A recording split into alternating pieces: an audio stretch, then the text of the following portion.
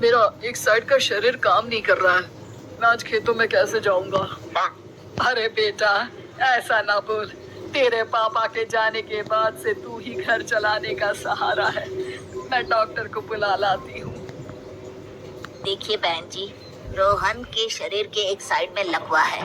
अब वो कभी ट्रैक्टर नहीं चला पाएगा। घर में मनहूसियत का माहौल हो जाता है।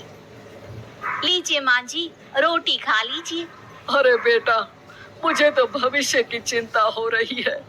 मेरा एक ही बेटा है और वो भी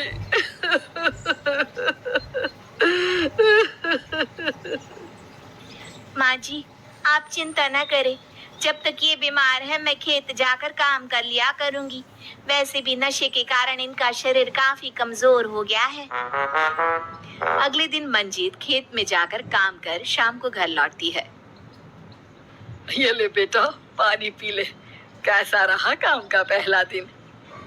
माँ जी, काम तो ठीक है, लेकिन मैं अगर ट्रैक्टर चलाना सीख लूँ ना तो काम और भी आसान हो जाएगा। अरे बेटा, दुनिया क्या कहेगी कि औरत होकर ट्रैक्टर चला रही है।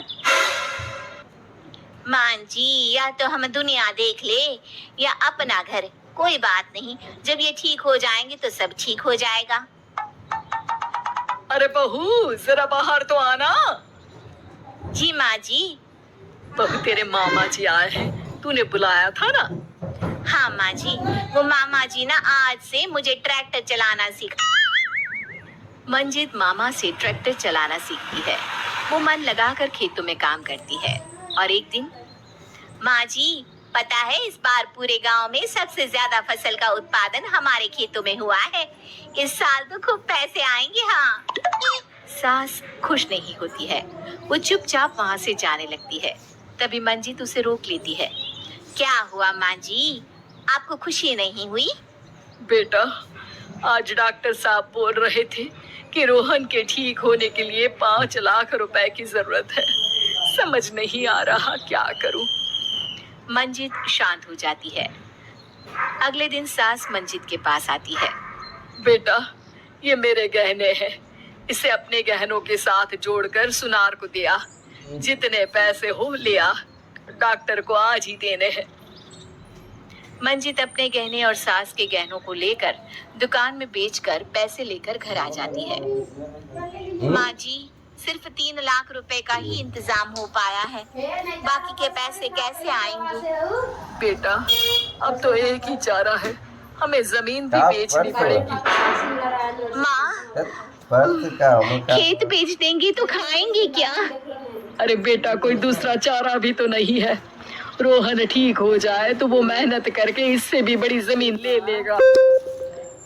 सास बहू मिलकर खेत भी बेच देते हैं। अब पूरे पैसे लेकर सास डॉक्टर के पास जाती है।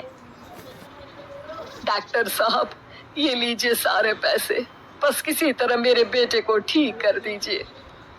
आपका बेटा ठीक तो हो जाएगा, लेकिन 6 महीने का समय लगेगा। सास बहू सोच में पड़ जाते हैं कि अब तो कोई जरिया भी नहीं रहा जहाँ से उन लोगों को कमाई हो। अब कमाएंगे नहीं तो खाएंगे क्या? माँ जी, मेरे माता पिता ने लड़की होने के कारण मुझे ज्यादा पढ़ाया लिखाया नहीं, लेकिन ट्रैक्टर चलाना सीखकर मैं कुछ काम करने के लायक तो हो ही गई हूँ। अरे बेटा, ट्रैक्टर अब कहाँ चलाएगी? खेत तो बिक गए हैं।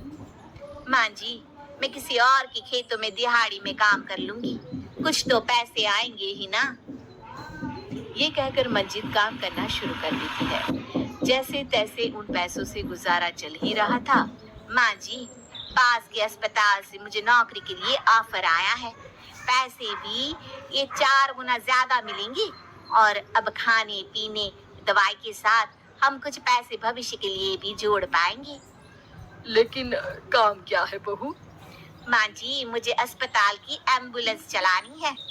अरे, तू तो मेरी बहू नहीं, बेटा है बेटा। जरूर जा बेटा। और हाँ, तूने पूरे गांव में एक मिसाल कायम कर दिया कि हर काम हर कोई कर सकता है। उनके लिए लड़की या लड़का होने की कोई जरूरत नहीं। मंजीत मन लगाकर काम करना शुरू कर देती है। आगे जाकर वो खुद का एम्बुलेंस भी खरीद लेती है और अब तो उसका पति भी ठीक हो जाता है। और सब पहले से भी ज्यादा खुशहाल जिंदगी जीने लगते हैं।